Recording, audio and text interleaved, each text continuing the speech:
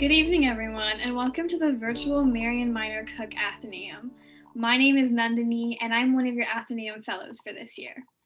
Diversity and inclusion have become buzzwords in recent years. Corporations have been hiring something along the lines of chief diversity officers to make their toxic corporate culture more inclusive. A Catapult story reported that one chief diversity officer was hired to solve her foundation's racism problem. When asked how that was going, she said, "Not great." As a woman of color, this chief diversity officer was enthusiastically hired by white leadership. The unwillingness of white company leadership to listen to or to believe their marginalized employees was one of the main reasons her job was practically set up to fail. Dr. Stefanie Johnson believes that it is of no use having diversity if everyone feels like an outsider. She gives us a new perspective on diversity and inclusion with the term inclusifying. Inclusifying, unlike diversifying and including, implies a continuous, sustained effort towards helping diverse teams feel engaged and valued. Dr. Stefanie Johnson is a CMC alumna, author, professor, and keynote speaker who studies the intersection of leadership and diversity, focusing on how unconscious bias affects the evaluation of leaders and the strategies that leaders can use to mitigate bias. Dr. Johnson has extensive consulting experiences and is a fellow in the Society of Industrial Organizational Psychologists and the American Psychological Society. She is also a frequent contributor to several media outlets, including the Harvard Business Review. Her new book, INCLUSIFY, Harnessing the Power of Uniqueness and Belonging to Build Innovative Teams, shares the surprising ways that leaders undermine inclusion and provides actionable ways that leaders can pivot to build more inclusive teams. Dr. Johnson will present for about 20 minutes before jumping into conversation with KLI and CARE Fellows Jennifer Bernardez and Josiah Tarrant. Using the Q&A function, we will accept questions throughout the program to be posed towards the end of the event. Preference will go to students, so when you send a question, please state your affiliation with the college. As always, I must remind you that audio and visual recording are strictly prohibited. Please join me in welcoming Dr. Johnson to the Athenaeum. Awesome. Thank you for such a nice introduction. It's been a little while since I've been to the Ath, and I guess it still has, but it's nice to be here virtually and speak to my fellow CMC students and faculty who I still hold so dear to my heart, and my time at CMC was such a special time. So it's pretty neat to be here. I'm going to share slides in a very professor kind of way. Sorry, it has to be done. But I hope that you will send questions and comments in the chat, and so we can have a great discussion. All right, so I'm going to talk about the power of uniqueness and belonging to build innovative teams, and probably spend most of my time really focusing on why diversity and inclusion are so beneficial, because I feel like we hear this all the time, and probably in the last year more than ever before, but when asked to articulate the reasons why it is, I think most people really can't give you an answer. Like, you might say, I don't know, is it unconscious bias? Is it, I think it's innovation. I saw this in a title of a book, but there's a lot of really great scientific reasons why diversity and inclusion are so beneficial. And so I'm just going to share some of my favorite reasons, because we see statistics like this all the time. 67% of job seekers consider diversity when they're eyeing up companies and job offers. So they want to work for more diverse companies. 57% of team members wish their company would do more to promote and increase diversity. And we know that the most diverse companies are 35% more likely to outperform the least diverse companies.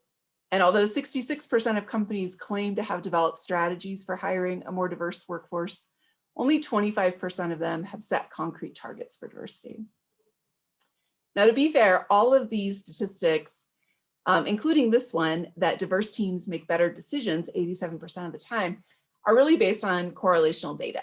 So we might look at something like the diversity of a corporate board, and then look at the subsequent return on assets or stock prices for that company in the next year. So we're kind of time lagging it, but they're still pretty much correlational studies. And so they don't really prove that A is causing B. But I will say that much like these statistics here that show that diverse teams make better decisions, we can replicate almost all of these effects in the laboratory. So if you put together a diverse group of people to make a decision, you can show that diverse teams make better decisions. And I'll share just one study that was one of my favorites in really demonstrating this effect. And some of you all, if you're students, or if you were a student at some point, might remember this really classic study by Solomon Asch that was done in the 1950s. And I'm going to ask you to participate in the study just like the original participants. So what Solomon Asch did was ask people the simple question of which line, A, B, or C, and they're a little shifted, is the same length as line X. And if you think you know, you can put it in the Q&A function. But what people in the actual study didn't know is that the first 3 people who answered, so in your case, it would be in the Q&A, the first 3 people were actually Confederates. So they were in on the study and they were instructed to say C. And what happened is the actual participant, who was the 4th person in the room, or you can look at the chat, maybe the 4th person in the chat, would more than half the time knowingly give the wrong answer. They would say C because the previous 3 people had said C. And so this study was redone in 2018, and they found a couple of things. One, it's probably not terribly surprising, but people are a lot less likely to conform in 2018 than they were in the 1950s. But still 35% of people would give the wrong answer just to conform to the group. But they also added an additional condition where they made the first 3 people in the room a more diverse group of Confederates. And what they found in that case was that only 1 in 5 people, only 20% of people would knowingly give the wrong answer. And what we call this is a shared information bias. And essentially it's the idea that we assume that if I know some great information, everyone else around me probably knows the same thing. And you might have been in this situation where you have an idea or a thought or reaction, and rather than just stating it, you maybe even hedge it a little bit and say, I'm sure you all know this, but... And what happens is when we are in a diverse group, we don't assume the same amount of shared information. And so what ends up happening is we get more unique information out on the table, which allows us to make better decisions. And kind of a related phenomenon, there's the idea of the wisdom of the crowd. And that is the idea that when we have ideas, there's a little bit of error associated with all of our ideas. We're not perfect, right? And so the error is the little E in the bubble. And the more similar we are to those around us, the more similar our errors are. And this is problematic. You might have heard of the concept of groupthink, because if I make an error and you make the same error, we both think this is a great idea, we should do this. But when you have a diverse set of people in the room, they make the same number of errors, but their errors aren't correlated. And so when they share information, other people can point out the flaws in their decision-making or logic. And as a result, you might start out with a much broader range of ideas, but you're able to come to the right solution. And so studies on this wisdom of the crowd show things that are really surprising. So in one study, researchers found that a group of diverse novices from all over the globe were better able to predict world events than a very homogeneous group of experts. Why? Because the experts had the same errors, and so they made the wrong predictions. And overall, you can calculate, I've never actually done this, but you can calculate your likelihood of making an error if you know how diverse your team is, the average error, and then how correlated those errors are. So as a result, if you think of the fact that you're getting more information out on the table and you're less likely to make similar errors, what we see is diverse teams just perform better. And this includes everything from top management teams like corporate boards and executive leadership teams, all the way down to athletes. In this case, this was a study on football teams, what we call soccer teams across the globe. And what they found is teams that had more diversity, measured as the number of languages spoken, actually outperformed other teams. They scored more points. And I don't know if that's a shared information bias going on, or if there's different styles of playing, or you have to find new ways to communicate on the field if you don't speak the same language. But But I love this example because it also gets to really the point of INCLUSIFY, and that is the diverse teams only perform better if team members are willing to pass their diverse team members the ball. So if I only pass the ball to people who speak the same language as me or who come from the same national origin, that's just not really going to help my game. And I think that's where inclusion comes in. It's the analogy of, can I capitalize on the diversity of perspectives by actually passing the ball to other people? So as a result, the requisite statistics of inclusive companies perform even better than just diverse companies alone. They have lower turnover. Inclusive companies have greater engagement. And this is particularly true for millennials, 83% of whom are engaged in inclusive cultures versus only 60% when they don't see their culture as inclusive. If you could just increase inclusion by 10%, you would increase work attendance by 1 day per year per employee. And I don't know if this statistic holds in COVID world, because I don't really see the point in calling in sick from work if I'm not sick, because I don't really have to go anywhere. I just like hang out in my basement like we're doing right now. But it is a pretty powerful statistic to say that when people feel included, they're less likely to miss work. That means they want to go there, right? And as a result, inclusive companies outperform others by 8 to 1. So I'm going to ask you again, and if you are feeling chatty, you can put this in the chat or in the Q&A feature. If there's a time in your personal experience when you really felt included, and maybe you can describe kind of what that experience was for you. What was it about the team or the leader or your fellow students or your boss or whomever it was, your church group, that caused you to really feel included? Or maybe a team where you didn't feel included, a team where you felt excluded. And what were the characteristics of those teams that caused you to have those feelings?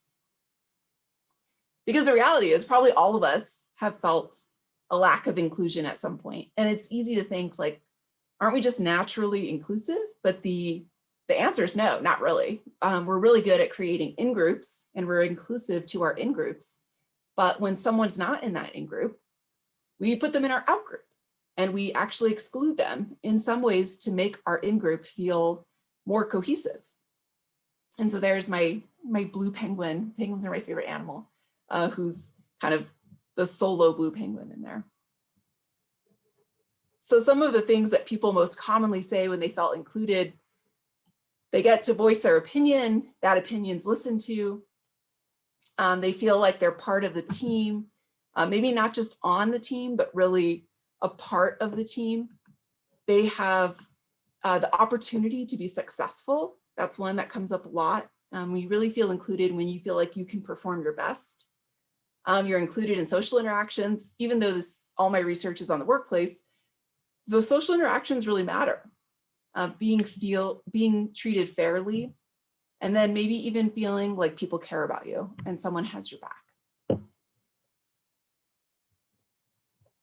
And what these come down to is these two competing basic human needs that when combined allow inclusion to occur. The first one is probably what many of us think about when it comes to inclusion, and that's like feeling like you belong, feeling accepted, right? But there's another half to this equation, and it is the ability to feel like you can be your true authentic self. And this is often called uniqueness.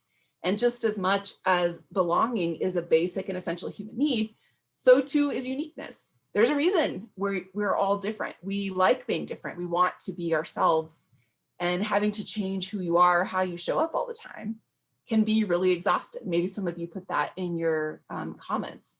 When you feel like, I can't really be me, or I fear that I wouldn't belong.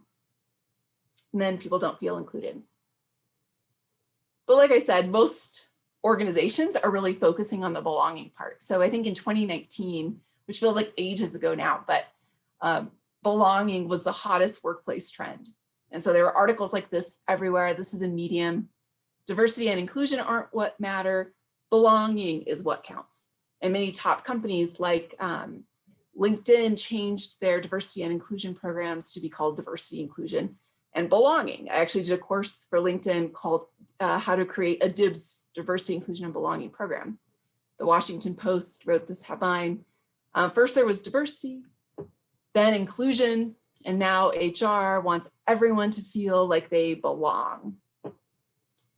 But that's not enough because they're kind of missing out on that uniqueness piece. And I'll give you a personal example that's maybe not very businessy, but to me, it really illustrated what organizations are missing. And this comes from, if anyone recognizes this magazine, Boys Life magazine is the Boy Scouts weekly magazine. So if you're a scout, you get this magazine mailed to your house apparently. And you may know that last year, the Boy Scouts went co-ed. And so they became the Cub Scouts. There could be many reasons for this. They could be trying to be inclusive. They were going bankrupt, but lots of parents like myself thought, okay, this is great. I have 2 children, a boy and a girl. If I do Girl Scouts and Boy Scouts, I have to go to lots more extra meetings.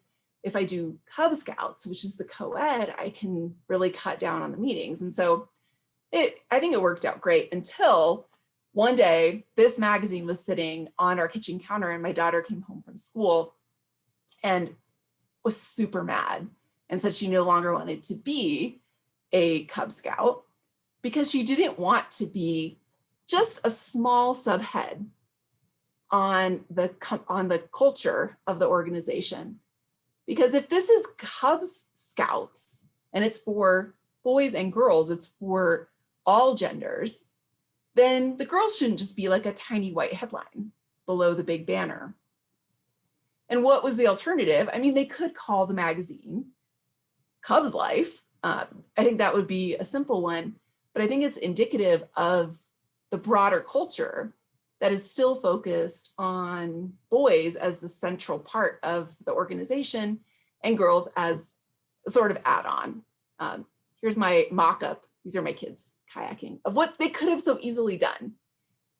And many organizations, I think, are just basically at that point. They're like, you know, we let you join so that we included you, but they haven't like inclusified because they haven't allowed the diversity that they brought into the organization to really change the organization for the better so that everyone could be fully successful and the organization get the best benefit from having that diversity. I am going to share this as my last slide, just to point out kind of what happens, and maybe we can have some conversation about this, when you don't feel both of those basic and essential human needs of uniqueness and belonging. The first thing is, if you have neither, what I found in my research was that people reported feeling really invisible. They didn't feel like they were accepted, and they actually thought they were unknown. And to me, this was a really painful thing to hear. I know I've read about invisibility for like shift workers, people who are working, you know, through the night, or even cleaning staff often reports feelings of invisibility at work because they're trying to stay out of your way. But nonetheless, both of those groups have actually severe mental health outcomes as a result of feeling invisible. But in my research, I had lawyers talking about feeling invisible, and doctors and professors and people who I wouldn't necessarily imagine felt like they were never seen at work, and students.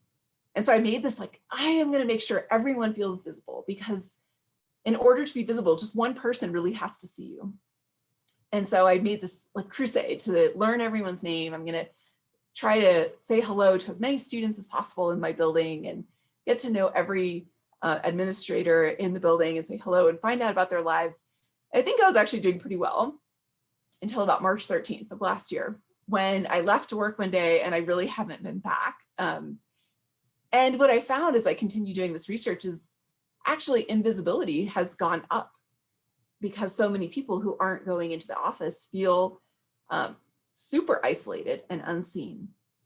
And so I put this out there just to say, if there's people in your sphere of influence who might be feeling invisible, maybe there's something that you can do to reach out and connect and help them feel seen and accepted. There's also instances where people commonly reported feeling like they belonged, they had the belonging feeling, but only if they masked or covered or hid part of their identity in a way that didn't allow them to be authentic. And in that case, they talked about feeling kind of incomplete and wanting to go work for an organization where they could just be themselves and relax a little bit. There's also the opposite extreme of feeling that your uniqueness is seen, like you really certainly do you, like everyone knows all about you, but as a result, you don't really feel like part of the team. And then in that case, people reported feeling really isolated and alone. I use the word insular and separate from the group. And then the last one is the goal, which is to ensure that all members of your team feel valued for who they are. So you recognize their identity and the fact that they bring difference, and you respect that and you value it. And that's really the goal of INCLUSIFY, is to teach leaders how to help people experience both of those feelings of uniqueness and belonging. So I'm going to pause here for questions and discussion. I have, 200 more slides. So if we don't get some questions, I'm going to just go back to the slideshow in a very cruel way, but I really would love to hear your thoughts and reactions. Thank you so much for sharing these insights, Dr. Johnson. Jennifer and I are really excited to ask some questions and dive in even deeper. First, though, to give a brief introduction, my name is Josiah Tarrant. I'm a junior majoring in economics with a leadership sequence. I'm both a CARE Fellow and a KLI Institute Fellow. And my name is Jennifer Bernardez. I'm a junior majoring in psychology and computer science, and I'm also both a CARE Fellow and a KLI Institute Fellow. So Josiah and I are helping to moderate this discussion given our dual affiliation with the Kravis Leadership Institute and the Care Center. So the first question we have is, a challenge in a lot of diversity, equity, and inclusion work is engaging the people who need it. What advice would you give to INCLUSIFYers to engage these key yet possibly reluctant players? Yeah, I mean, there's a lot of people who might be reluctant, right? I didn't share the statistics on white men, but we know that when white men are engaged in diversity and inclusion efforts, they are far more likely to succeed than when they're not. But we also know that lots of white men report feeling like, well, this isn't about me. You don't, maybe I'm not invited to the conversation, which of course is causing us to lack perspectives if the only people participating in diversity and inclusion conversations are women and people of color and women of color. But it also means that there's a large percentage of the organization who's benefiting from diversity and inclusion, if you believe all those early statistics, but they're not contributing to that work. So I think I would say, like, I try to communicate this actually quite a lot, which is to say, we need your perspective. We want it. Like, people do want you there. Don't feel sheepish about showing up because this is a women's event. This is an event that we're using to celebrate gender equity. There's at least 2 genders. So like everyone should be welcome to come. And then it really, I would say the best organizations that are doing this are making it part of the requirements of the job. So it's tying diversity and inclusion outcomes to your performance appraisals, maybe even your pay and bonuses, to create accountability. Because I mean, I was a Kravis student, so I think if you're not leading everyone effectively, you're really not an effective leader. Of course. Awesome. Thank you so much. So our next question is, a lot has happened in the last 7 months since INCLUSIFY was published, between the ongoing coronavirus, Black Lives Matter protests, the election, and insurrection at the Capitol. Is there anything that you would like to add to the book given these events that have happened? If so, what more would you like to include? Oh my gosh, so much. So INCLUSIFY came out on June 2nd of 2020, which was Blackout Tuesday, first of all. So I think the book was immediately outdated. I wrote in the book about, like, the Me Too movement was like the biggest thing that's hit organizations in the last 20 years. And now, that's not the case. I think there's a much greater investment in racial equity following the resurgence of the Black Lives Matter movement. We have a new political administration, which has changed the landscape of diversity and inclusion in organizations and definitely in the government. So I would add that. And then coronavirus and COVID and this whole, like, working remotely, I don't think this is temporary. I think this is something that's going to last for a while. I don't know, organizations are like, we don't need to pay for this big building anymore because people like working from home and apparently we can do it, right? Like we didn't think we could do it and then we had to do it, and amazingly we can do it. So like in the book, I talk a lot about how the big challenge for organizations, and I probably even just said this right now, but is helping people experience their authentic selves. And I think many organizations, at least that I studied, are really good at the belonging part. And now I think that's kind of flipped because, for one thing, I think we're getting to know people in a different way because we're hanging out in their homes and we see their, like, you are spared today, but many times my cats come and sit on my keyboard, and people will see my kids all the time because they're at home. And like, you just kind of get to know people. We're not wearing our uniforms and being our workplace robot selves because, like, I don't know, I just think people are worn out. And so they're just going to be themselves because, like, they can't really be anything else. And so I think we get more uniqueness. I think we become more empathetic. I hope those things remain. But then on the flip side, I think it's so hard to build belonging. Like, if you think of new CMC students coming in, how do those students experience their freshman year and like orientation and getting to know their floor mates? Like, all of that stuff it's like just different. It doesn't mean it can't work, but it's not as easy as it used to be. Absolutely, so true. Definitely relate to all of that. Jennifer and I both were lucky enough to read your book, and one of the ideas that really stood out to us was the idea of the optimist. So someone who sees value in uniqueness and belonging, but is not committed to actively creating change. And so they maintain a status quo through inertia. We've seen this before. How do we encourage action from these people? If we are these people, what are the initial steps we can take to begin action? Yeah, so I think the optimists were probably the most common leaders who I came in contact with, because I was studying leaders who were primarily doing a good job, or at least they thought they were doing a good job at diversity and inclusion. And so a lot of them recognized, authentic selves. I read that somewhere, and belonging, I read that somewhere, but they were still really hesitant about making firm commitments to diversity and inclusion. Or they would say things like, we don't need to upset the apple cart. Like, not everyone believes in this, so I'd rather, not make waves. We just want to kind of let it happen naturally.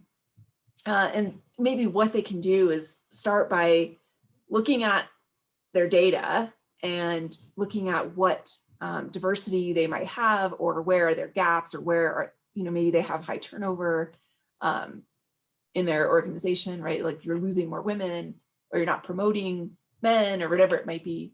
And then set some really specific goals around what they want that to look like. And then just publicly stating, like, this is important to me. Hopefully it's consistent with the organization's values. And so you can explain why it's important that everyone buys in. But I think this has become a lot more common following Black Lives Matter. Like, people are stepping up. There's fewer optimists. I think there's more intentional leadership behavior. I think probably 270 of the Fortune 500 has made a public statement about Black Lives Matter, which is a lot, because in 2016, there was kind of similar social unrest around the murders of 2 Black men in 2 subsequent days, like, very similar to the events of 2020. And it was like 23 companies made a public statement about it. And so I feel like things are just different in a lot of ways now, that the optimists are recognizing, I don't need to be sheepish about my commitment to diversity and inclusion. Like, this is happening now. And so I don't need to hide it. In fact, I think other people need to, like, step up. Thank you. That's very insightful and helpful. So our next question is, at the Kravis Leadership Institute, we have 3 core leadership competencies: courage, creativity, and collaboration, all of which are also extremely important to the work that we do at CARE. So how does being an inclusive leader or an inclusifier fit into these competencies? Well, that's a good question. So the courage part, I think I just talked about a little bit, like, having the courage to commit publicly to diversity and inclusion. I think it takes a lot of courage when you hear, maybe it's a microaggression or a comment that undermines your colleagues or undermines you. It takes a lot of courage to say, Kamala Harris, like, I'm speaking, like, let me finish. Those are courageous moments. And those are things that we can do, obviously advocating for ourselves, but we can also advocate for our colleagues and try to amplify their voices. But all of that is not easy. It's always easier to sit there and do nothing. So I think that's important. Maybe creativity is one of the main outcomes of inclusion. You get more innovation and creativity. So I'm just going to go with the easy answer on that one. And then collaboration. I mean, I think that's really at the heart of a lot of these inclusifier principles, is getting the best out of everyone so that you can collaborate and create, the best, most innovative, best decisions, most creative products. It really requires people to work together. And I think if you can do that, then you're probably like on the road to being an inclusifier. On a related note, and with regards to another, I guess, leadership principle, leading with your head and the heart is a leadership concept, with head meaning analytically, logically, and heart meaning emotionally, intuitively. How can we appeal to both the head and the heart as an inclusive leader? Yeah, that's I love that question, because probably since about 2016, there's been so much data to show that diversity and inclusion pay, right? Like, I don't know how many studies we need to show this, but I think that appeals to the head. So if you're going into your CEO or the president of the college and saying, there's a reason to do this, that's called the business case. That's the head, right? Like, we don't want our company to become obsolete. We need to succeed in the war for talent. The future of the United States is a diverse future, so we need to do this.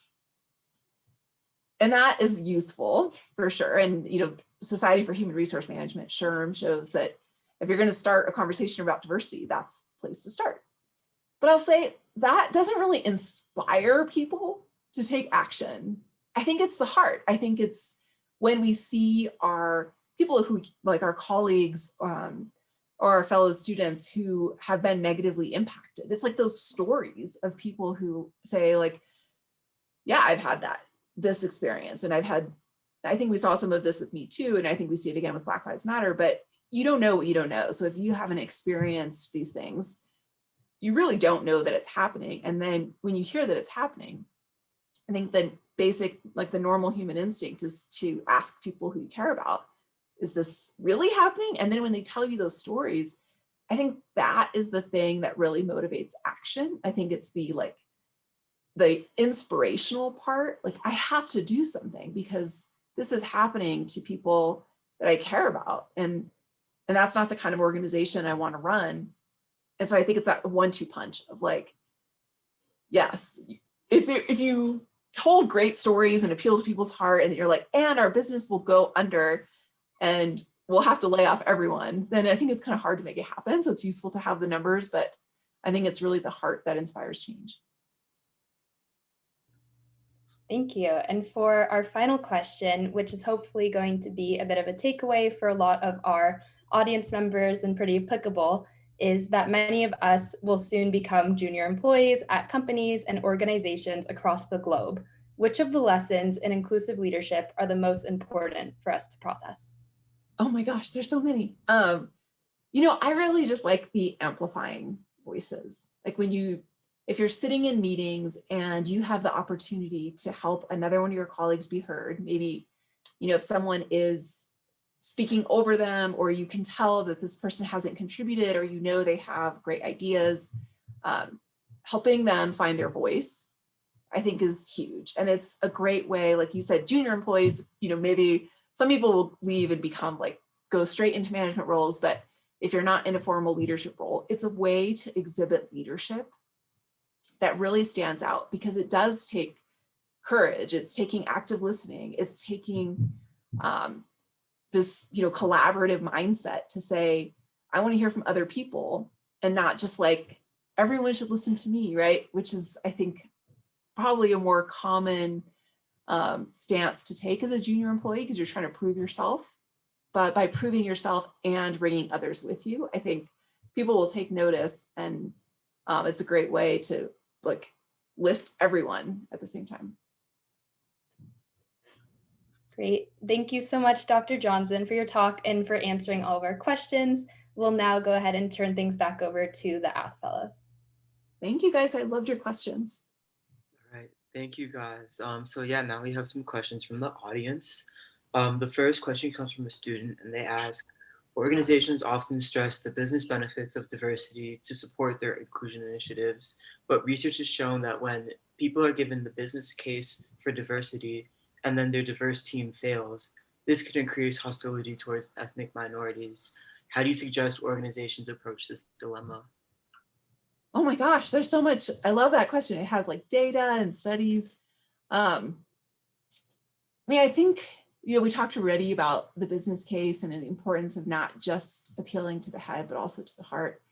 And I think if you're communicating this to your organizational leaders, or if this is you know, who needs this message, I think the importance is that diversity is only really half of the equation. And you also need the inclusion part.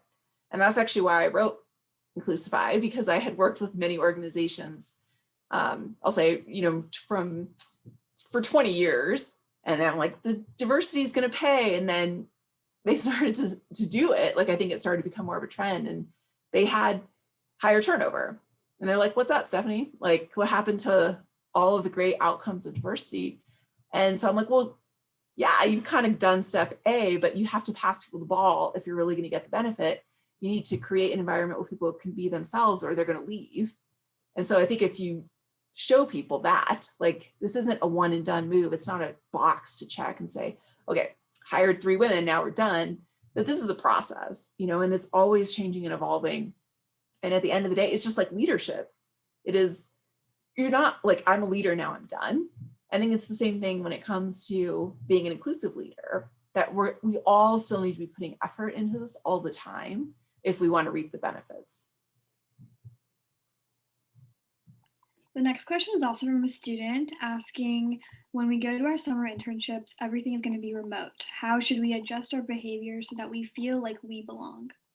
Oh, that's so hard. I don't know. I mean, I think if you can arrange ways to still connect with people, I think that's what we need to be doing. Like, do a book club. Like, even as, you know, as interns, you can do a book club with other interns, or maybe even bring in non-interns. Have some virtual coffee hours so that you have a chance to still connect with people, because those, I mean, part of the reason students do internships is for the relationships they're going to form. It's not just the skills you're going to learn, right? Like, that is probably pretty apparent as soon as you start interning. You're trying to make sure you like these jobs, but you're also forming networks to get for your career in the future. So I think that stuff is still really important. You can form amplification circles, which is a lesson in the book, that's a way to make sure that your voice is heard and that you're supporting other people's voices in meetings and while working. I think that might be another good one, but it's just like any way to connect. Hopefully by, let's see, summer internships, we're talking May, maybe you'll be able to do some things in person by then, even if it's like a socially distanced walk with your new colleagues. I think, like, I hope for you and for, you know, for my students, that there's some more face-to-face interaction by then. But if not, then I would just start to be creative. Like, if anyone's going to figure out how to do this, it's like Gen Zers, because when I went to school, like, we hardly had an email. So I really can't figure out how to create belonging in a virtual world. Like, all I can do is study it, but I don't have like the personal insight. Whereas I think you all are actually the people who are going to figure that out for us. And when you do, please email me at stephanie.johnson@colorado.edu. Next question. As a white person who works in inclusivity, how do you ensure you are not missing any of your own blind spots? Oh, well, I'm sure I have a ton of blind spots, but I identify as Mexican American. And so I guess I don't think of myself as a white person who studies inclusivity, but nonetheless, I have blind spots. And I think the way that I address those is by trying to create a safe environment so that my colleagues feel like they can tell me that I, say ridiculous things because I'm not up to date on the language, or there's things, like if you become a faculty member and become a researcher and you're doing this for your life's work, the first thing you realize is how little you know, because as soon as you really dive into a topic, there's always new emerging information and things change. So I think it's like, if you can have that growth mindset and say like, I am an expert on leadership and inclusivity today, but I'm only going to maintain that by continuing to update my skills and update my knowledge. And I can do that through reading, and I do for sure, but I also try to do that through the relationships that I have, so that people feel free, like they can tell me things. If I've said anything thus far, you can tell me. Because we're all at a work in progress, right? Like if you're a coder, an engineer, computer engineer, you're going to have to keep updating your skills. And I think it's the same thing with diversity and inclusion. There's like new language all the time. And so it's our job to keep updating our skills.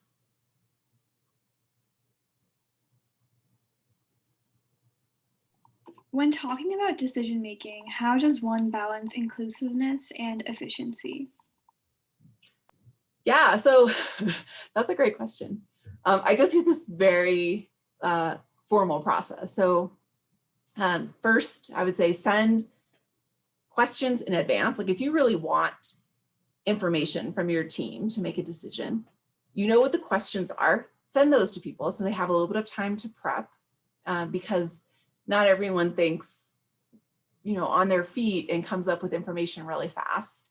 Like there's introverts and extroverts and lots of people in between. This isn't just a gender issue or a race issue. Some people just need a moment to think about things.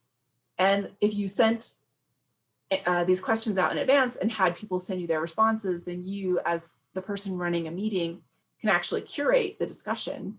And you might know everyone agrees with this one point. And so when you're in a meeting, you can say like, okay, so everyone had a lot of agreement on this point. It doesn't mean you're just going to go with it. You still have to say, so let's hear some reasons why we wouldn't do that. So get the devil's advocate opinion, because if you just say everyone agreed, so let's just call it done, you might have those correlated errors and make a bad decision. So you still want to like vet the idea, but you end up, you mentioned efficiency, saving a ton of time, where I'm sure you've all been in meetings where you say, okay, what should we do for this research project? And someone says, well, I think we should study diversity for these reasons. And the next person says, I think we should study diversity for these reasons. And the next person, and you're all just basically agreeing with each other more emphatically than the last person. And you could have saved a lot of time by getting that information out on the table in advance and actually saying like, everyone agreed we should do diversity as our research project. What are some reasons that we shouldn't? And then spend more time on the things that you actually disagree on, where people had different perspectives. And actually in doing that, you make better decisions, but you're actually much more efficient, because there's also a lot of time lost when people are just thinking out loud and then they're like, no, it's a bad idea. If they had just thought about it a little bit in advance, they would have come up with, maybe they could do some research and come up with better answers. And so the time that you're using to be inclusive is actually more efficient. I think that's like the lesson is, at the end of the day, if you make the right decision up front, you've probably saved a ton of time and resources. Another question from a student. What steps should we take when employers or administrators prefer to ignore differences in a preference for unity and homogeneity, especially if they seem uncomfortable when you point out how different we are? Oh yeah, I think that's like chapters 4 through 8 or something in INCLUSIFY. It's like, I think we should be colorblind and gender blind. And I think that, people were taught that. They were taught that approach. I was taught that. The best way to make decisions is in a gender blind way. And that's just not, 2021. It's just like, that's what people learned. And so helping them address that, like, that is no longer the way that people view the world. That's not the way millennials and Gen Zers expect to be interacted with, like, as like their differences don't matter. I think you can have them read Inclusify, of course, but trying to communicate to them that those differences actually improve decision making. And saying that you're colorblind or gender blind or just minimizing differences is robbing people of their uniqueness. And so if leaders understood that these are the two basic essential human needs, uniqueness and belonging, it's easier to explain to them that you don't want to just not pay attention to it. Plus, it negates the fact that that individuals might have experienced racial bias or gender bias, and you're saying, oh, I don't care about your race and gender. I'm blind to that. It's like, well, other people haven't been blind to that in my experience. And so I don't know that you're being blind to it really helps, right? So I think just like the more we can communicate this, there's like many readings on this, like you can share lots of research on the topic that it's not beneficial to just be blind to difference, and you're actually going to get the best outcome when you're not blind to difference. On the topic of communication and connection, what should white people, specifically white people, do to make people feel included, given that there's a lot of awkwardness surrounding on what decisions should be made? What should white people do to make people? I mean, I think this is like everyone. I think everyone should be doing these things, but I think it is start with trying to educate yourself and learn about other cultures. If you haven't had the opportunity to be exposed to difference, like I live in Boulder, Colorado, this is like a very white place. And I think it's easy for people to say, well, I grew up in Boulder, like, what am I supposed to do? And it's like, well, if this were some other aspect of your work life, you would figure it out. And so I think this is like anything else, like there's some personal responsibility to learn about cultural competence, to make sure that you're saying things that are appropriate, learning the language. And what I mean by learning the language is how to address people, finding out about your colleagues once you've done a little bit of homework. So you're not just saying, oh, guess what, now colleagues, you have the added task of teaching me everything there is to know about diversity, but doing the work and then trying to get to know people and explaining to them that this is part of your personal investment in diversity and inclusion. And then, try to be an ally, join an amplification circle, ask people how you can better support them, and then actually just go support them, sponsor women and women of color and people of color in your office, actually do the work to support and promote them, not just the talk, but take the action.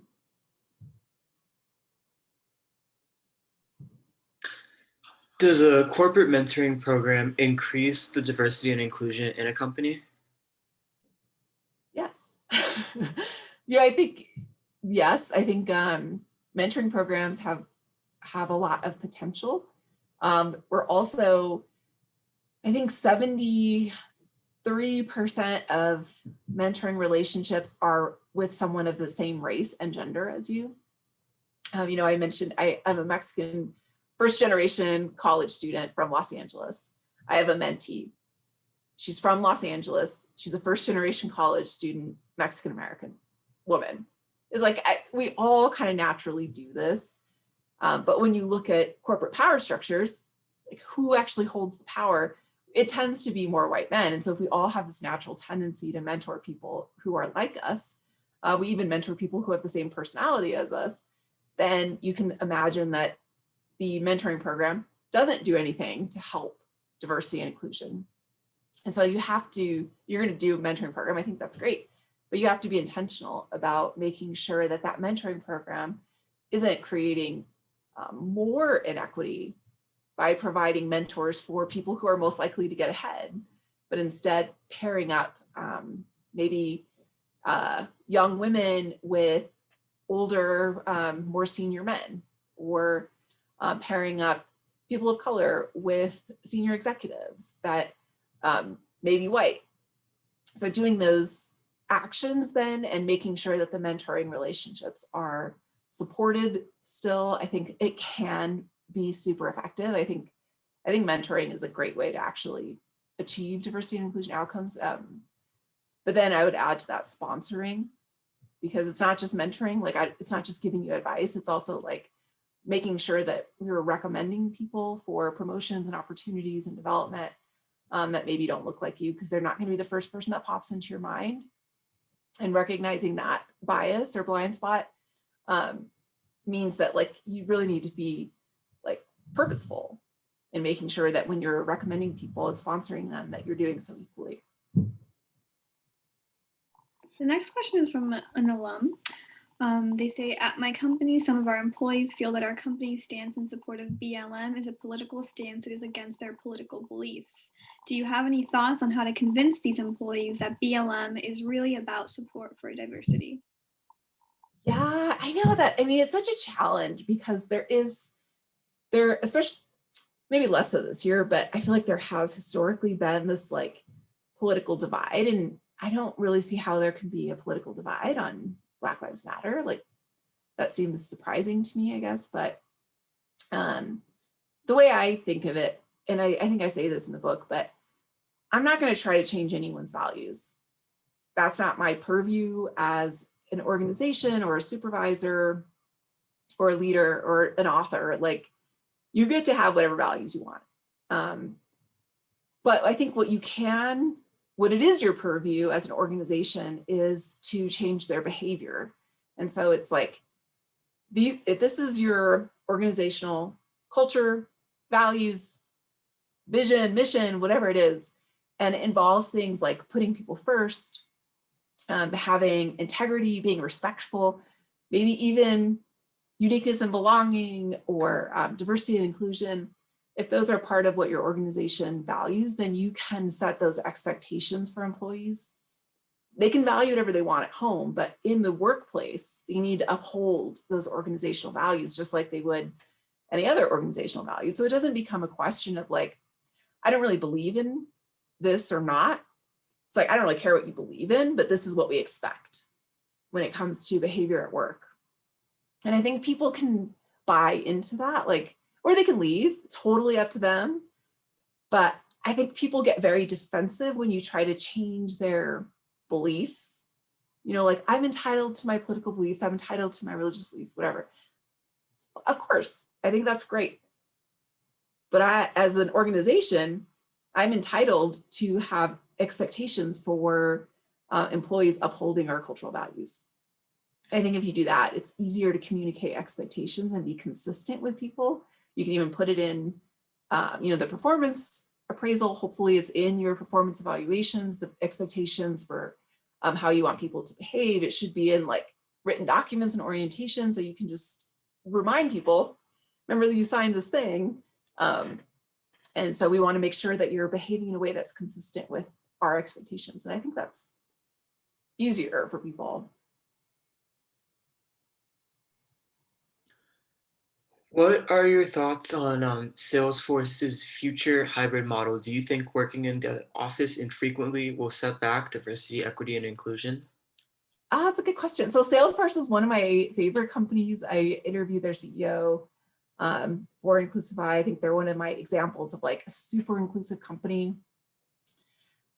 I don't think it'll set back diversity and inclusion to work remotely. I think, in a lot of ways, having remote work be kind of more the norm, that people would tend to work at least part-time, like have flexible work arrangements, can actually create greater gender equity. Because whether or not women take more time to go pick up their kids or whatever, people make assumptions that that's what's going on.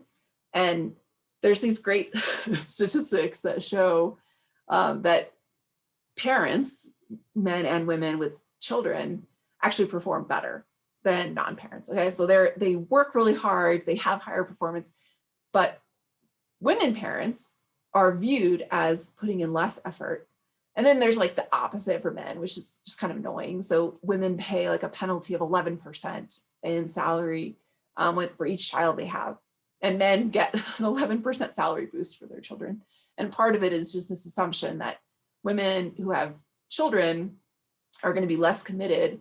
And then you support those expectations by every time that woman's not in the office, you're thinking like, see, like she's home goofing off with her kids. And I don't know that the pandemic has been a great example of that, because I think their kids were home. So I think it created a lot more barriers for female employees.